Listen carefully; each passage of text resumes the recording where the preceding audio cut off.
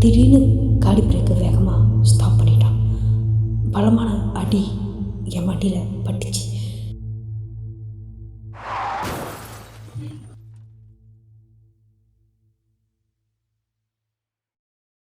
என்ன அவனை வீக் ஆக்குனான்.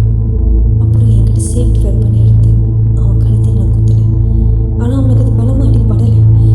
ஆனால் என்னால் அந்த வழி சிற தாங்க முடியாமல் நான் அந்த இடத்துல ஓட தான் பார்த்தேன். இதான் நடந்துச்சு. இப்போ அவன் என் பின்னாடி தேடி சுற்றி வந்துக்கிட்டு இருக்கான்.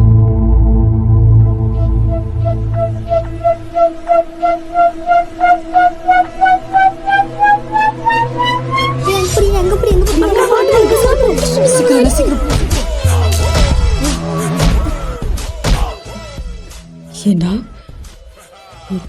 ஒரு பொண்ணு அழுவிச்சு பார்க்குற அஃபிஷியல் நிற்குதா? என் தங்கச்சி எப்படி பிரிச்சிட்டாங்க?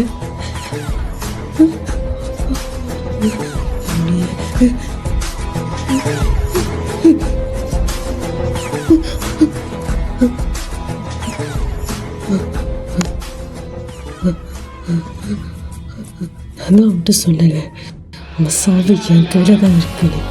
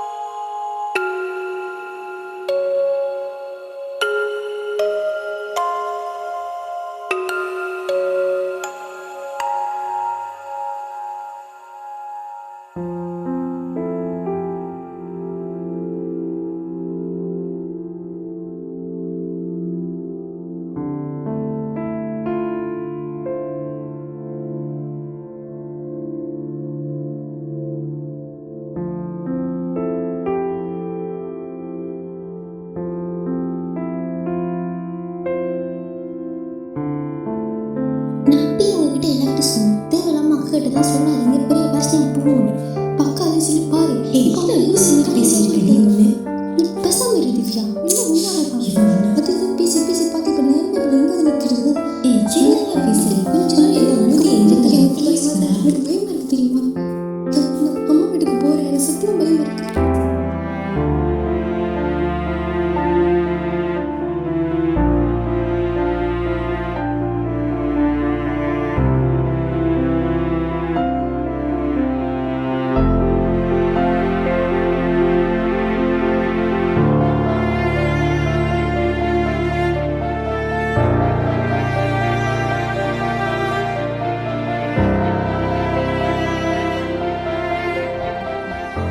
ஹே, நிப்பாடு போறீங்க இல்லையா? அக்கா எங்களுக்கு பயமாக இருக்குக்கா. இது நடந்துச்சுன்னா போலீஸ் கேஸ் பண்ணிக்கு வந்துட்டாங்கன்னா திவ்யா, எனக்கு எல்லாம் புரியுது. அதுக்கு நீ இப்படி எல்லாத்துக்கும் பயந்துக்கிட்டு இருந்தா நீங்களும் என்ன பண்ண போறீங்க? பயப்படக்கூடாத சொல்லி தான் இந்த விஷயத்தை இறங்கினேன். ஆனால் இப்படி பயந்தா? அக்கா நீங்கள் தான் இப்படி சொல்கிறீங்க.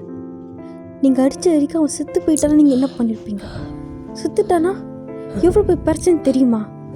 நீங்கள் சொல்லுங்கள், எனக்கு நம்ம ஃபேமிலிக்கு என்ன பிரச்சனையாகும்? அவன் சாக மாட்டான். என்ன மூஞ்சி குத்து நிற்க செத்துருவாங்களா? அவ்வளோவா குத்துல வலினா என்ன காட்டுறதுக்காக தான் அவனை கொடுத்தது. அவனை கொண்டு நினச்சா நான் என்ன வேணா பண்ணியிருக்கலாம். ஆமாக்கா, கொள்ளணும் நினச்சா நீங்கள் என்ன வேணால் பண்ணியிருக்கலாம். ஆனால் இப்போ என்ன நடந்துச்சு கூட தெரியல. இப்போ நம்ம எவ்வளோ ப்ளீஸ் ஸ்டாப் இட். கெஞ்சி கேட்குறேன். நான் இன்னைக்கு ரொம்ப சந்தோஷமாக இருக்கேன். என் தங்கச்சியை நினச்சி, என்னோட வயசு குறைவாக இருக்க பிள்ளைங்க அவனை நினச்சி, அவனை கையால் அடிச்சிருக்க நினைக்கும் போது ரொம்ப சந்தோஷமாக இருக்கேன். ப்ளீஸ் எனக்கு சந்தோஷத்தை கெடுத்துடாதீங்க. உங்களுக்கு பிடிக்கும் உங்கள் பயத்தை எடுத்துக்கிட்டு அப்படி வீட்டு விட்டு அப்படி போயிருங்க. இப்படியே பயம், எது கேட்டாலும் பயம். உங்கள் பயத்தை தூக்கி குப்பையில் போடுங்க. அப்போ எதுக்கு வீராப்பான பேச்சு? நான் மேலே நான் மேலே நான் மேலேன்னு. எந்த இடத்த தைரியமாக நிற்கிறாங்களோ அவங்க தான் ஆம்பளை, அவங்க தான் பொம்பளை. அதை மாதிரி ஞாபகம் வச்சுக்கோங்க. பேசிட்டு பேசிட்டு அப்படியே ஓடிடக்கூடாது. அதுக்கு பேர் சிப்போங்க. உங்களுக்காக நான் ஒன்று நினைக்க கிடையாதுண்ணா. பெண்கள் இதான் நினச்சிட்டு சில ஆண்கள் வராங்க பார்த்தியா, அதுக்காக தான் நான் நினைக்கிறேன். ஆனால் உங்களை மேலே எங்கேயும் பார்த்ததில்லை.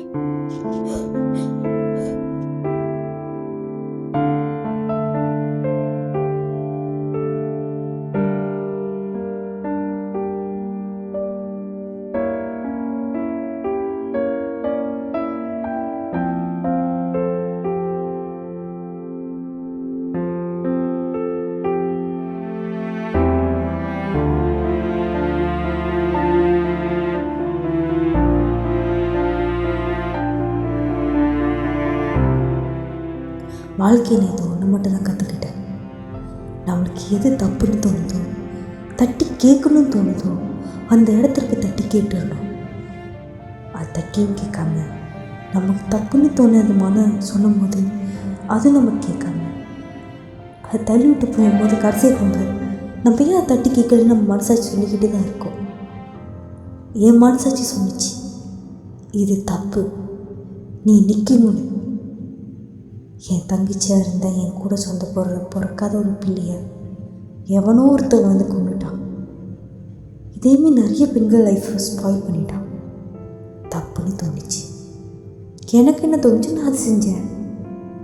நீங்களும் அப்படியே இருங்க.